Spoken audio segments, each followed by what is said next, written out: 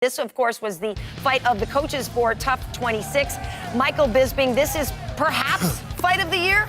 Well, it's certainly up there. I mean, there was one on the prelims as well that was amazing. But you see those body shots right there? That was the tail of the tape or tail of the fight. Eddie Alvarez stood in the pocket and just threw hooks from every angle known to man. To the body, to the head, to the head, to the ribs, to the body. All the while, Justin Gaethje stood there, didn't take a step back, and would just kick at his legs. Of course, chip at the face. He would knee him here and there. He'd keep kicking at the leg. In the control room, we were all watching, and every time he got kicked in the leg, we'd all go, ah, oh my God. And we see there, he falls to the floor, he eats a knee to the face, he goes down, and Justin Gaethje, no quitting that guy. Eddie Alvarez, half of his face is hanging off. He looks like he's got a gobstopper in his mouth. It was a crazy, crazy fight. Leg kicks, knees, body shots galore. Amazing. Through the kitchen. Yeah, well, seriously. No, not for nothing. It was literally, we were all on our feet. Do you guys have gobstoppers in America? Absolutely, absolutely. Oh, yeah, so you look like I had a gobstopper. Everlasting gobstopper. It's a Wonka thing. Go, yeah, for sure, for sure. Rashad, you know, we were talking about the combinations. You have spent some time working with Mark Henry, of course. Eddie Alvarez has worked with him, and that was the guy calling out the combinations there. Did you expect, though, that he was going to try a takedown at some point? I expected so, yeah, I thought so. That's what the coach was telling him. The coach was telling him to do a takedown, but then Eddie, he's seen something different. You know, sometimes the coaches tell you something, but you see something different.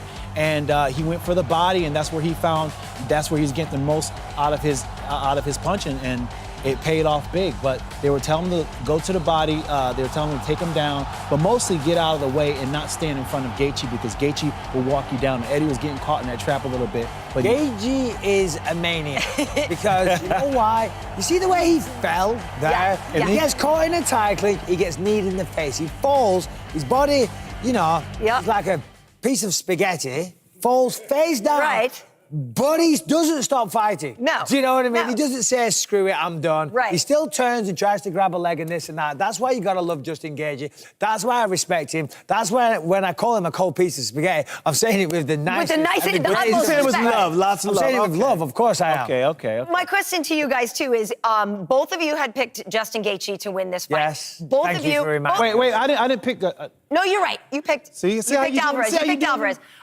But I would say general consensus, a lot of people did pick Gaethje in this fight, and most people thought that if Eddie Alvarez was drawn into a Justin Gaethje fight, he would lose a Justin Gaethje fight. So what was it that he did right tonight to get this fight? He went to the body, and he went to the body often, but more importantly, that he didn't allow Justin to continue to lure him into the brawl with hitting his head, going for the headshots, and he didn't get frustrated with those leg kicks. Even though he went down after he get caught with a couple, he kept moving forward, switched stances, and went to the body, adapted his game plan. That's what he did. He adapted his game plan on the fly, and it proved to be the right move. Eddie was reminiscent, and I might get slated for saying this, he was reminiscent of a young Mike Tyson. Absolutely. He had his hands here, and the head movement was amazing. He stayed in the pocket the whole time, and he just ripped the shots to the head, to the body, all hooks, but stayed in the pocket. And when he wasn't throwing, he had the guard up, and the head movement was fantastic. And as I say, it's easy to slip, but then to counter off the slip, and that's what he did the whole time. Yeah, Eddie had great head movement, but not for nothing, though.